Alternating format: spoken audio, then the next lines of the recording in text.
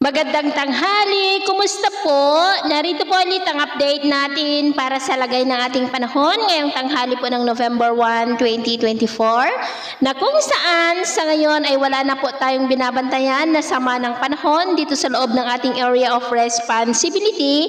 Tuluyan na po na nakalabas sa ating area of responsibility ang Bagyong Leon at palayo na po ito. Easterlies ngayon ang umiihip sa silangan ng ating bansa at mayroon pong southwesterlies sa kanluran ng Luzon.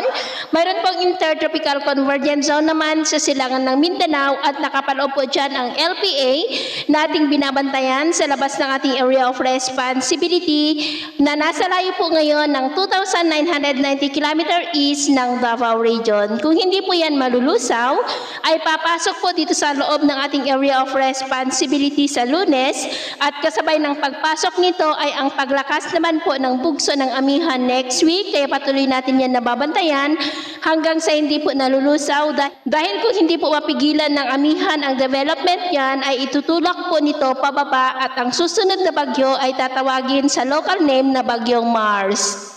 At ito naman ay pinapakita ng forecast model natin pong ginagamit hanggang po sa susunod na 2 linggo. At sa lagay ng ating panahon, ngayong tanghali ay generally fair weather naman po sa malaking bahagi ng ating bansa pero nagsisimula na ang cloudy skies with isolated rain sa ilang bahagi ng Benguet, Mountain Province, ilang bahagi ng Central Luzon, Aurora, Calabarzon, Mindoro Provinces, Northern Palawan, Panay Island, Masbate, Cebu, Bohol, ilang bahagi ng Northern Mindanao at Sorsogon. At sa susunod po namang oras, ay mas maraming lugar na ang makakaranas ng cloudy skies with isolated light to heavy rains, lalo na po dito sa malaking bahagi ng Luzon at ilang bahagi ng Visayas at Mindanao. Kaya mag-ingat pa rin po tayo sa mga banta pa rin ng mga pagbaha at pagguho ng lupa. At sa atin naman pong mga baybayin, iwasan muna natin ang papalaot sa mga baybayin po ng extreme Northern Luzon,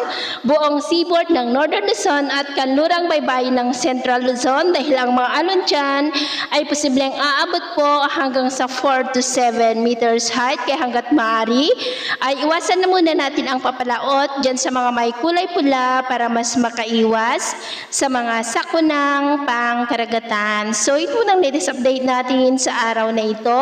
At ako po muli si James na nagsasabing sa kahit anong pagsubok po na darating sa ating buhay, huwag na huwag po tayong mawawalan ng pag-asa. Thank you and God bless.